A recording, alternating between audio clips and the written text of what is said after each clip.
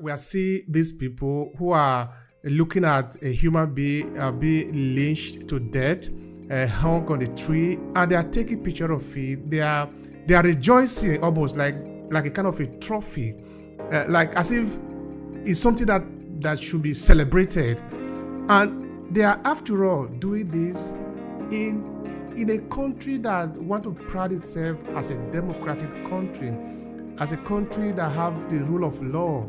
And then we will have something like the Amnesty International, we will have something like the United Nations.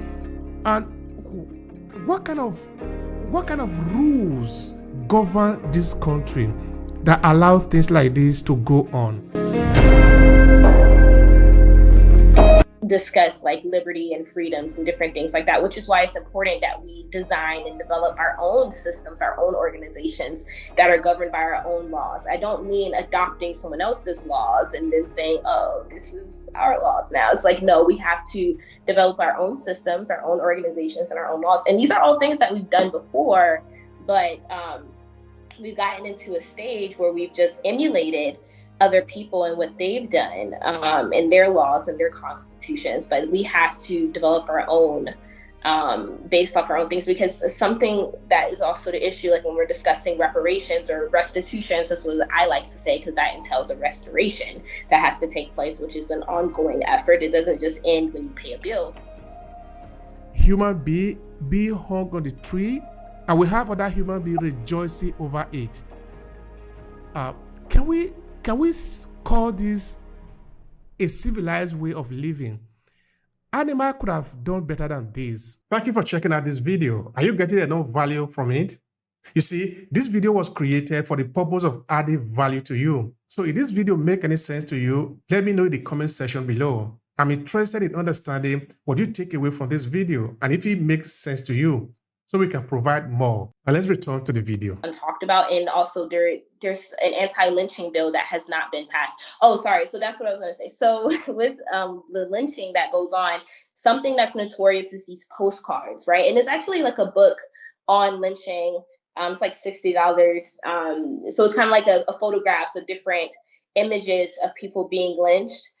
Which is interesting because it's almost like they're fetishizing it, like it's okay or something like that. Like I would think that book would be banned, but anyway, the issue is that white people would actually come together, like kind of like a social meeting, to kind of praise that they were lynching these African bodies and killing these African bodies. So it was kind of like having a tea party to watch an African person be lynched, right? And that is a part of history that oftentimes people don't like to mention. Like, you don't learn this in school at all, right? So it has to be something that you seek out information about.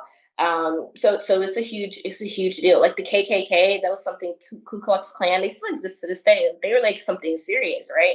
They wouldn't just lynch you; they'll burn your whole house down with you in it. So the violence, the white violence against African bodies was like no other. Like I can only compare it to the Holocaust. It's like the African Holocaust in different levels, right? Because you have the Americans, but you also have the Germans, and you have the Dutch, and you have the French, and you have the British. So you have so many different enemies when it comes to African bodies that we have to think about. So you see, as you're thinking, I'm trying to sort out some images related to lynching, so at least people can see what we are talking about here.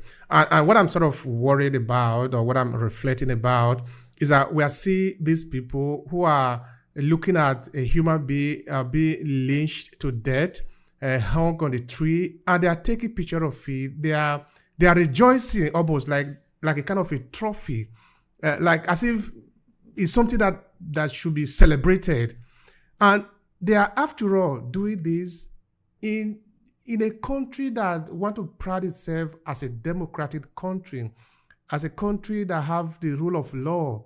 And then we will have something like the Amnesty International, we will have something like the United Nations. And what kind of rules govern this country that allow things like this to go on? And as you say, so that I want people to understand that we are talking about human being hung on the tree, and we have other human beings rejoicing over it. Can we call this a civilized way of living.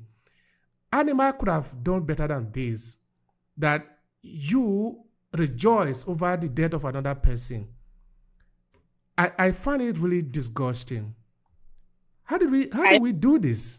Yeah, the it not only was the lynchings the disgusting part, but the cannibalization that happened with African bodies as well, which is a really good book called Delectable Negro that goes into it. But yeah, I mean, the issue is that these laws, the United Nations, and the laws that we have in each country state, they're racialized, codified laws, and they don't apply to African people a lot of times because technically if you want to say that we're considered citizens, which a lot of times we're not, we're considered second-class citizens.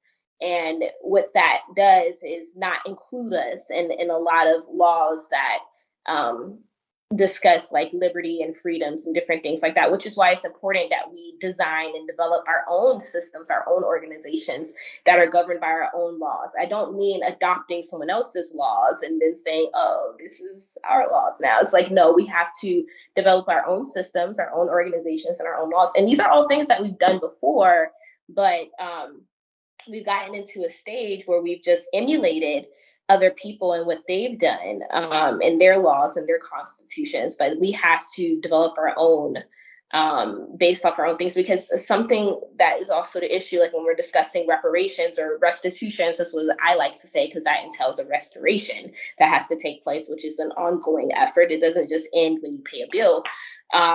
Is they say, well, it wasn't illegal during that time, so it's fine. But, you know, the Holocaust, when it happened to the Jewish people, it was legal for them to do. The president at that time had done it, Hitler.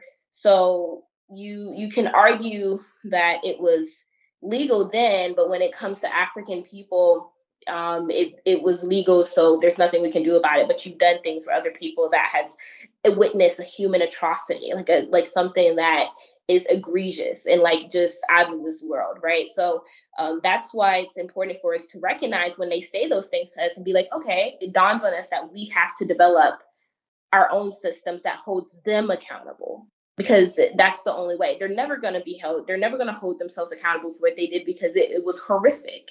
It was disgusting. There's no words that can amount to what they've done, right, on so many different levels. And the problem that I have with it is that they minimize it so much. It's minimized and it's simplified, and a lot of people will like to say, well, that was so long ago. But we're in this stage of life where we see the consequences of those actions of what had happened previously, and they impact the families that are the descendants of those people, but also from the continent as well of Africa. Like you can go to different towns where they had ports come in and taking people, and then go to those communities to this day, and you can see how prevailing underdeveloped those communities are, that had hundreds of thousands of people taken away from those lands centuries ago, right? And those connections are often made for some reason, because a lot of times people don't travel and people don't know and people don't want to connect those types of histories, but it's a huge deal. So it's huge, and it's also disturbing. It should be disturbing,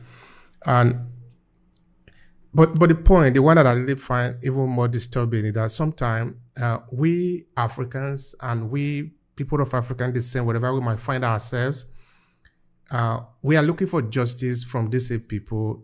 We are basically telling them, punish yourself for what you have done. But this is never going to happen. It's never going to happen, not even in a million years. The European law, okay, I say European, I often say European because those who have played the game here are Europeans. Otherwise, if we look at the real Americans, or the real people who should be called the American, they should be the Native Americans.